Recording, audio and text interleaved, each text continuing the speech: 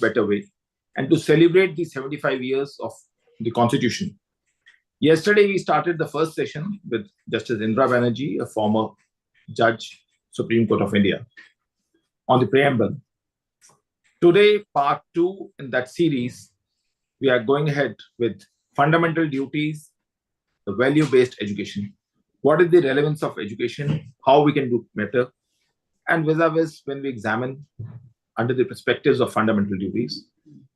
We had requested Justice Paramjit Singh Dhaliwal, a former judge, Punjab and Haryana High Court, now a senior advocate, practicing in Supreme Court as well as in different high courts, has acceded to our request, and he has already done various sessions with us. So we always bank upon him whenever we start any endeavor or any knowledge sharing processes. He's well-known resource person in different universities and different colleges in respect of law. And thank you, sir, for accepting our invite. Over to you. Thank you.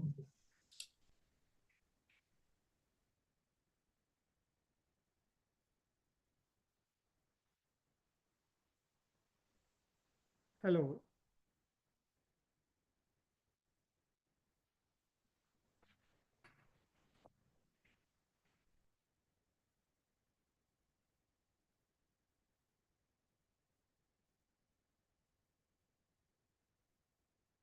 Over to you.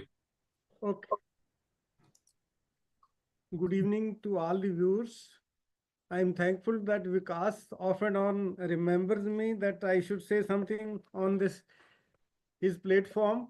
One day or the other, we are here for some discussions.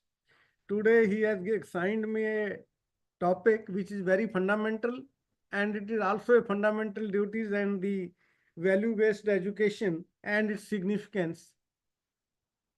It cannot be undermined that it is very significant topic, and for the civic as well as moral education in our country, it is very necessary also. Initially, when the constitution was framed, these duties were not added in the Constitution of India, though the fundamental rights were added, presumably on the ground that duties and rights and duties go hand in hand. There is a deliberation. I was going through the constitutional debates. Then there were deliberations regarding the adding of this. There were suggestions that since the rights are given, the duties will follow. It was a presumption. Besides this, another reason was that we had been under the colonial rule for sufficient long time, and we have been deprived of our rights. For that reason, it was suggested that let the rights be given priority before adding the duties. So for the believing in the citizens of India, these things were added, and these were maybe discarded. Then under the 42nd Amendment, these duties were added. This Sardar Swaran Singh committee had examined this issue. He had recommended 8 fundamental duties, but 2 more were added when they were debated in the parliament and were considered by the parliamentary committee before presenting for consideration and addition in the Constitution of India.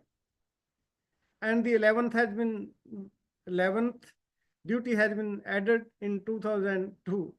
Let me remind you that these are otherwise also our duties. Even if this would not have been added into the Constitution of India, we are supposed to perform all this, but now they have been made part of the Constitution of India, though unjustable. They are still not enforceable, just like the fundamental rights. So let me commence with these duties. The duties, which are 11 duties which are mentioned in the Constitution of India, let me say, start with the Article 51, capital A. to abide by the Constitution and respect its ideals and the institution, to cherish and follow the noble ideals and inspire the national struggle for freedom, to uphold and protect the sovereignty, unity, and integrity of India, to promote harmony and spirit of common brotherhood among all the peoples of India, transcending religion, linguistic, and regional diversities, to renounce practices derogatory to the dignity of women, to value and preserve the rich heritage of the country's composite culture, to protect, improve the natural environment, to develop scientific temperament, humanism, and the spirit of inquiry and reform, to safeguard the public property and to observe violence, to strive toward excellence in all fields, spheres of individual and collectivity, and the education for children of age 6 to 11. These are the 11 duties which are in force. If we look into the duties individually, how they are related to the education, how the education strategy can be formed, and what are the possible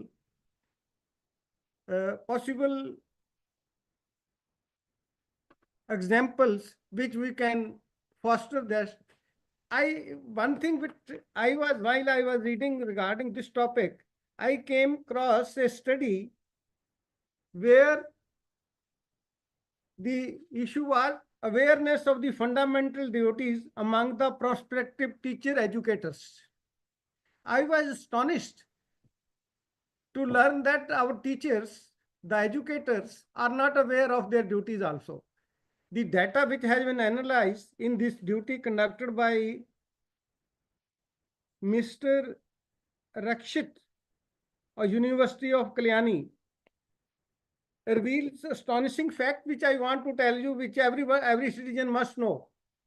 The studies were carried out in 2018. Analysis regarding the fundamental duties they have given after interviewing numerous teachers who have been teaching in schools, colleges, and universities. What he has come, 80% of the prospective teachers or the teachers, educators are aware about their duties, and other 20% prospective teachers or the educators are not aware about the fundamental duties. The study further says only 38% teachers, educators know that in our constitution, fundamental duties are present in Article 51, capital A. Look, 38% teachers. Now the further finding of the studies are 46% of the teacher educators know that there are 11 duties are present in our constitution, but when the researcher put the question to them, then what came out? 52% of the teachers could not tell those 11 duties. 6% teacher could not tell even one fundamental duties. 8% teachers could only tell two fundamental duties. 8% teachers, 8 point something teachers could only tell about 3, 10% about 4%, 4 fundamental duties, 10 point some point 1, 5 fundamental, and only 2% teachers and 3% teacher educators could tell the names of 6 fundamental duties. Further, 2% prospective teachers have 8 fundamental duties. Only 2% teachers, specifically those who were teaching the subjects of law and the other subjects were also not in there.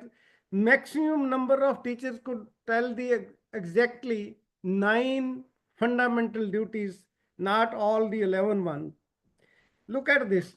It means there something is lacking.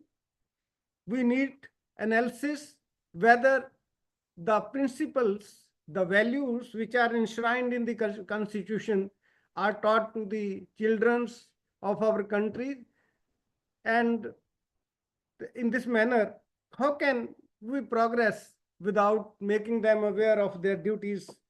Although even the rights may not be, they not be exactly knowing the rights also, but we must know about that. And then I will try to relate against each of the duties which are enshrined in the Constitution of India, how this can be improved, what can be the practical examples for that purpose. We will try to, I will try to look into that. I'm not a educationist nor a policy maker, but being a citizen of India, I have my duties. Since the topic has been assigned to me, a little bit study I have to do, and further research is required on this subject, and so that we can make recommendations to the parliament that, and the education policy should be changed in what a manner, so that people must know at least the basics of the Constitution of India, which are very necessary for every citizen. Let us talk about the first: to abide by the Constitution and respect its ideals and institution, the national flag and the national anthem. What this duty tells us? It tells us about the patriotism, respect, and integrity.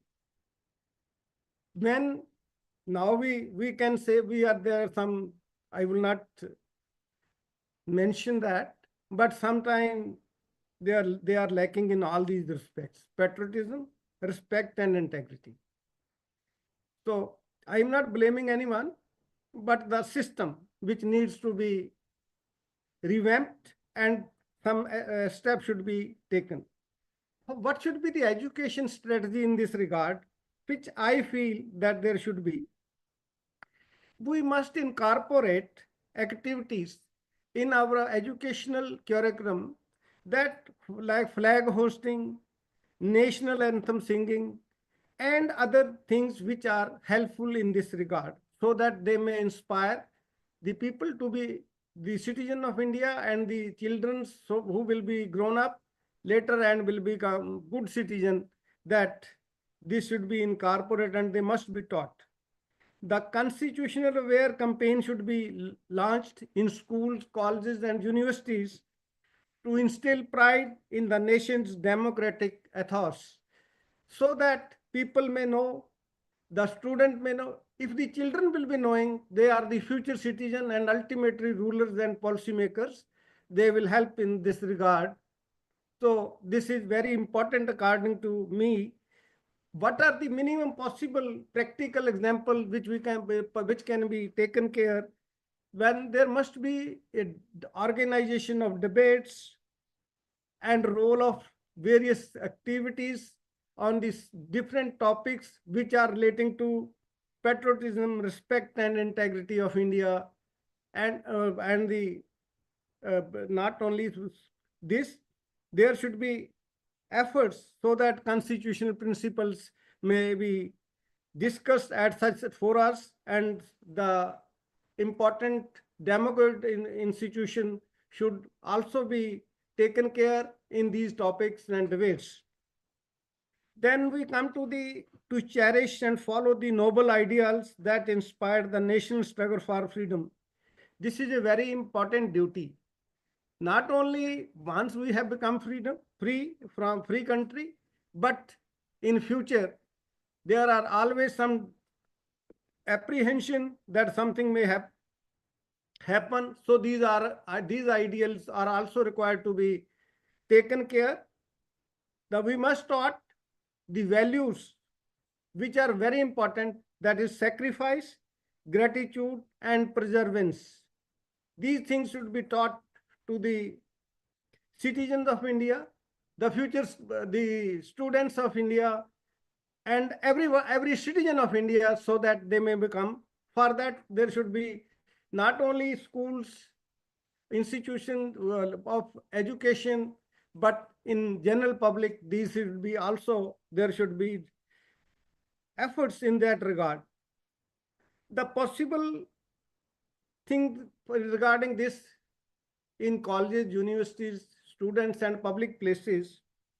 Even the cinema halls, it can be made mandatory that such videos are shown to the public for at least 2 minutes, 3 minutes, 5 minutes before the pictures and the film starts. There should be an encouragement in this regard. There should be a parallel setup for that, and there should be some watchdog for all these. If I will say regarding all these fundamental duties, whether the practical aspects are being taken care in various institutions, which are the foundations of the good citizen, and they must be made aware at the young age when they are in schools and progressing day by day in their field. Another one is to uphold and protect the sovereignty, unity, and integrity of India. If we look into this value, education strategy, and practical aspects, I will discuss about that. The value enshrined in this duty are unity, responsibility, and commitment. Three things which are important for the integrity of India are important. We must promote awareness of national security, communal harmony, and importance of diversity in the country. India is a diverse country, various religion, various languages, various cultures, which are important, and there should be interlink between north, south, and others, similar northeast, and there should be joint functions, though some zonal cultural sets institutions that have been set up in every state, but they are not visibly performing any duty, and such like activities are rarely seen. At least I have not seen much in the past few years. Then we come to the education. What should be the importance and how we can promote this? Practical aspects are cultural festivals. There should be cultural festival in this regard at every state, every level, school, colleges, and universities. Beside this, public places, important places in the cities, villages, and capital, etc. Everything this should be there. Then we come to the defend the country and render national service when called upon to do so. This duty has been specifically, this says what is the value.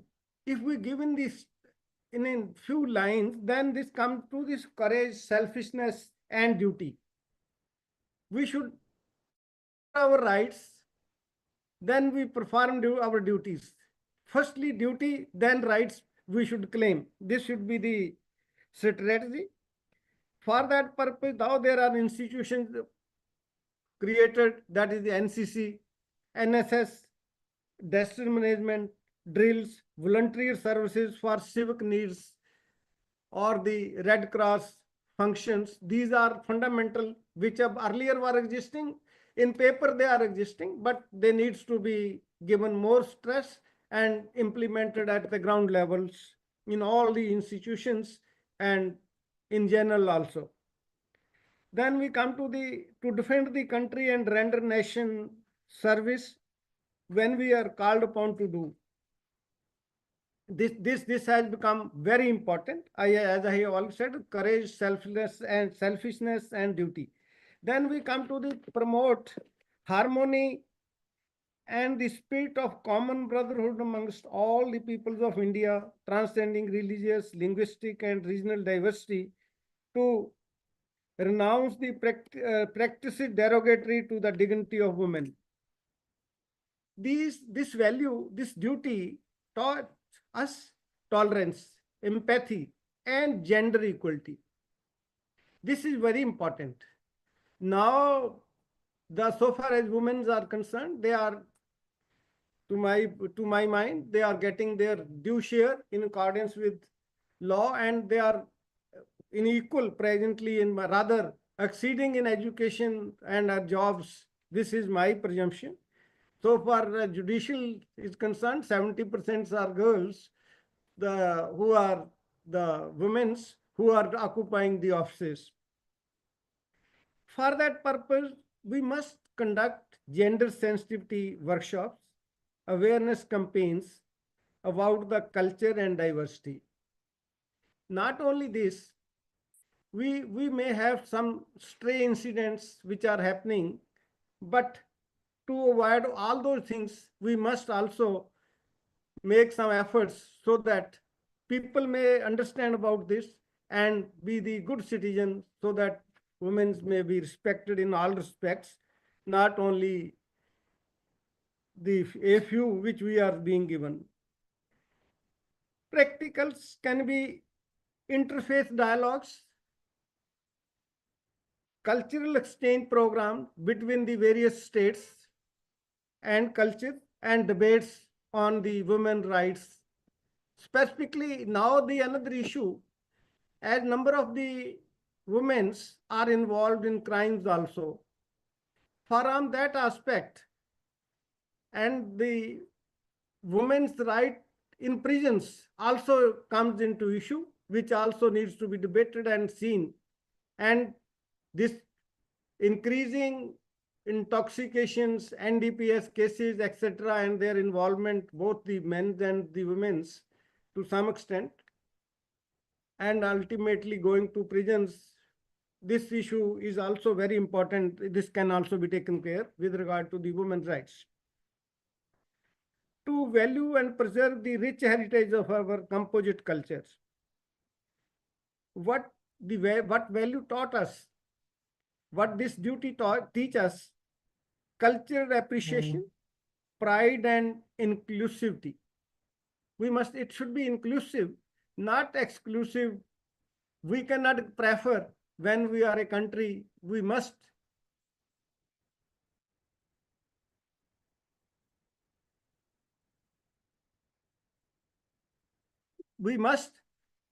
consider this, and the strategy for such things should be encouraging students to participate in culture exhibitions and heritage walks, etc. Assign projects of the traditional nature regarding craft, music, dance, form, etc. All these things can be taken care, and this will be more. This is my belief that we will be leading the student to a good citizen. Then when we talk of the seventh, to protect and improve the natural environment, including forests, lakes, rivers, wildlife, to have compassion for living creatures. This duty, in brief, give the value with regard to environmental responsibility, compassion, and sustainable living.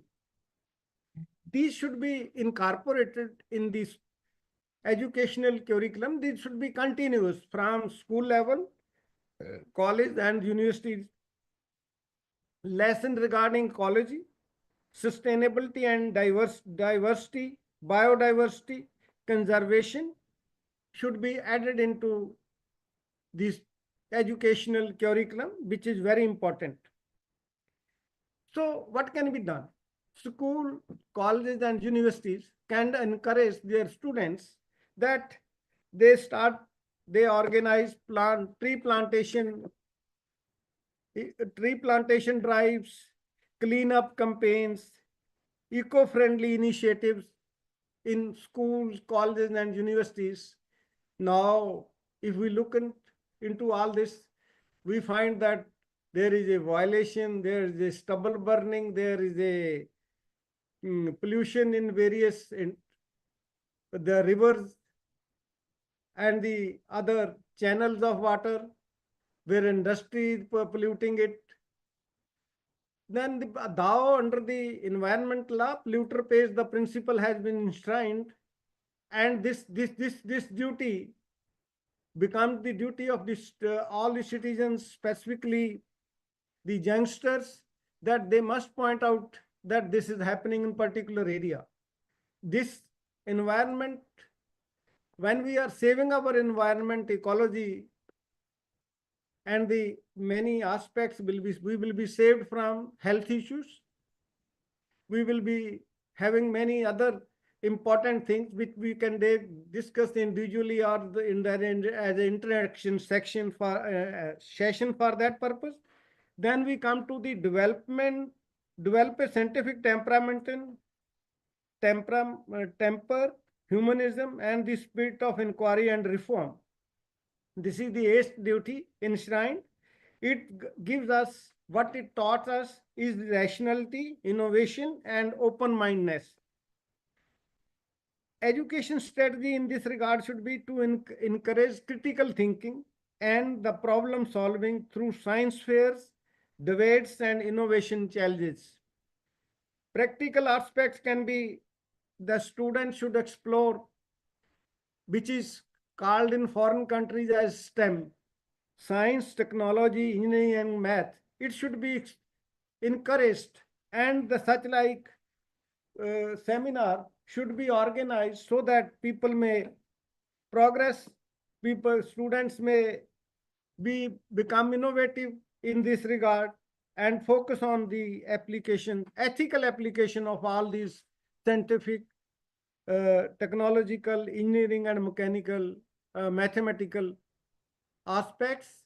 Now we are seeing that use of technology, artificial intelligence is affecting it.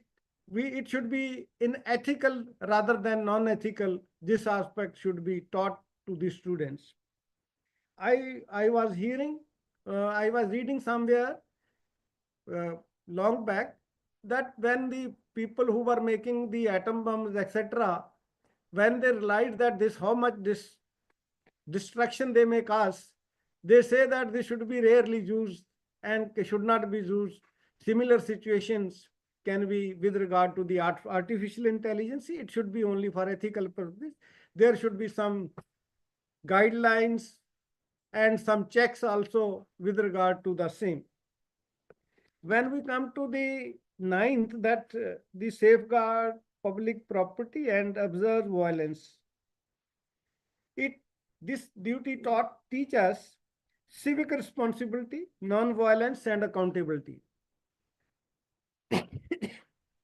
Education strategy in this regard can be educate the student on importance of public properties through classroom discussions, community activities, and debates at public places, and on various type of media, print, electronics, and the social media should be taken care, should be added to it. There should be some specific platforms in this regard which can be used. We must organize anti-vandalism campaigns and involve student and maintaining the various aspects in this regard also. Then we must also look into various aspects that school properties and the civic properties, including the pathways and roads. This way should be clean and it must have some sense of responsibility in this regard for maintaining civic sense and road sense, because road accidents are also increasing. Then we come to strive towards excellency in all spheres. The spheres of individual and collective activities so that nation constantly rises higher level of endeavor and achievements. This duty in nutshell, if we say three things which gives: excellence, discipline, and dedication. To foster these things, we must grow our mind through motivational workshops and recognition of the achievements in this field. When we talk of excellency in particular field, maybe science, maybe art, then we must encourage and we must honor such peoples so that others may follow. Similarly, with regard to discipline and dedication. What can be possible thing when student being going to various villages, cities, subdivisions, and looking into all these aspects and performing this duty so that they may look into. Then we comes the education, to provide opportunity for education to children and ward between the age of 6 and 14. Right to education has been added. This is also a duty which is responsibility, give responsibility, equality and awareness. It is very important because in the rural background areas, still the people's, even in the cities, slum dwellers are not in a position to get proper education. Though our right to education has been provided, but still it is lacking. So we must do all this by, because topic is so small and but it is so elaborate that it cannot be discussed in a one lecture. I think one duty can be discussed in one lecture or 30 to 40 minutes, and there can be interaction in this regard also. Fundamental duties and value-based education can be combined and linked together, and a holistic framework for fostering responsible, ethical, and compassionate citizen.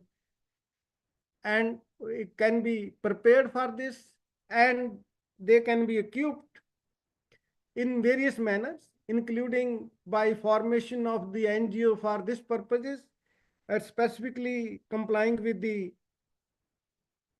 fundamental duties enshrine this, and the rights vis-a-vis the rights. There should be a campaign that people should first perform their duty, then claim their fundamental right. This is very important, and I hope that the school educator and policy makers must look into this and must consider, while framing the policy, the constitutional values, and their compliance of the constitutional provision must be there, and this should be incorporated in all the educational policies, specifically in the school and college level institutions. Practical. Now, if we look into that, our constitution has been framed after studying the various constitution of India. Constitution of the globe. Various constitutions were studied. Thereafter, the constitution was framed. Basically, basic principles, USA constitutional provisions have been added because they were more akin and needs of the time so far this is concerned. We have taken inspiration for this fundamental duties from USSR, rest-wise USSR. Similarly, other provisions have been taken from various other constitutions. Now, the question is, even our courts, the Supreme Court of India in 1969 had mentioned about that in one of the judgments, that there should be fundamental duties. Everyone is asking for rights, not performing the duties. So this is very important. The judicial system is also making efforts. Various judgments have been given in this regard, which mentions about the duties and their ultimate effect. Now they are not justiciable. There are some deficiencies are there. We cannot enforce that just like fundamentals rights, but still they are very important from the judicial aspects. When we are interpreting the provision, we can use these fundamental duties chapter for answering the questions, for deciding, for making the decision how this is relevant for that purpose. Some of the fundamental aspects have been considered with regard to these duties. The judgments are Bijoy M versus State of Kerala, S.N. Choksi versus Union of India, in West Bengal, Headmasters Association versus Union of India, Chandra Rajkumari versus Police Commissioner, in Rajiv Mankotia versus State of Haryana, M.C. Mehta versus Union of India, Devendranath Gupta versus State of Madhya Pradesh, and this judge, another judge, which 69 judgment which I are referring to, it was Chandar Pavan boarding and lodging versus State of Mysore, AIR 1970, page 2042. These are the judgments which are affecting all this and which are helpful, maybe a guiding force in this regard. So now we can have Mr. Vikas, if you are hearing me. These are these things which we can look into. But constitutional values are more important in this aspect. If we look into equal access to education is more important from all aspects. If you have a educational system, which is one of the fundamental duties that are incorporated in 2002 by 86th Amendment, it is important. If the people are aware, then everything will follow. Awareness in all respect is important. What means can be employed, what can be done. This is the need for a deliberation for every citizen of India and every institution in India, so that now I will request that it will be better if you examine this and we have an interaction section where some of people are raising their hand. We can look into that also. We can answer that. Mr. Vikas. Hello. Yes, sir. Yes, sir. So I have given a brief about this. There is education aspect, linking and practical examples, which I could imagine, but many more things can be done. No, Still, it is better that if we consider and discuss all of the audience, they are all aware citizens of India and who are participating in this online session. Yes. It is better because some of the people have raised their hands also. They must be, we must discuss all these things. And if I try to answer those questions, we can go into that. Yeah.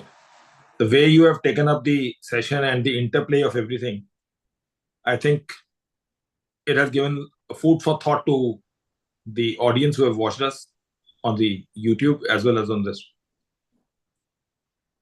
I'm quite sure that, taking cue from what you have observed, that the education has to be actually looked into various aspects. And I'm also reminded of the famous quote where it is said that do not ask what the country does for you, but also ask yourself that what you're doing for the country. Yes. Yes. So that's a famous quote. And one of the messages, do you feel that this inculcating within the education should be in the primary schools, secondary schools, or in the college level? What is the best way to carry things forward? This, to my mind, it should be starting from the home also, because everything commences then when from home. All the civic duties, when we teach our kids at the young age, they will learn. It should be at least started from the primary to up to +2 level. It should be compulsory and it should be added, because the duties which are enshrined, they will ultimately, with the passage of time, they will registered in the mind of young peoples, and so they will continue to follow in the life also when they will be growing up. It should start from the school level, starting from primary to the +2 level at least. Yes, sir. Raman has sent a text. He says, do you believe that just like in a lot of schools, there is a subject known as moral science? They should be inculcated in the moral science, or they should be separate subject? if we specifically mention that it should be, that will raise some issues. When we talk of the moral sense, then a part of religion is also involved. Rather, we can give another head, that is civic sense, so that people may look into that, though it may not become an issue when moral sense they are imparting in as per the particular religion. It should be the framework should be like this, so that every religion is covered under that. One may not feel let down that this is not talking about that. I will say that it should be mentioned as a civic sense, and moral sense is altogether different. It is a little bit related to religions, just so far my understanding is concerned. Another person says that these fundamental duties and rights, how can you elaborate more? Do you believe that NGOs should also be associated? Yes, because each and every person remain busy. NGO can be there for that purpose, which must go to the grassroots level. Difficulty is NGOs are found at the city level, but we rarely find in villages there is no NGO. India reside in villages. 75% population is residing in villages, but they are not getting the proper awareness campaigns with regard to take anything. All these fundamental duties should be starting from the NGOs, must be existing. This should be mandatory when they are forming NGOs, that they should work the rural areas. This is my suggestion. Yes, sir. Thank you, sir, for sharing your insights. And I hope that a lot of people have taken the brownie points. Mr. Sonu Kumar is raising his hand. He may be asking something. And Mr. Manoj has also raised his hand. He is a journalist from Bihar. Mr. Sonu Kumar, do you want to say anything? The Sonu is not linked through the, if you will find that he's not linked with the audio, so he won't be able to ask questions. Okay. Yes. So, thank you. Anyone else? Any other suggestion? We can discuss. This is a fora that we can discuss. What I am saying, I may be missing many points. You are here, so we can discuss. Everyone can discuss. It should be a constructive one. Once the topic has been taken by Mr. Vikas, let us make the policymakers, educators, and others that some voice is being raised in this regard, and it should be taken care.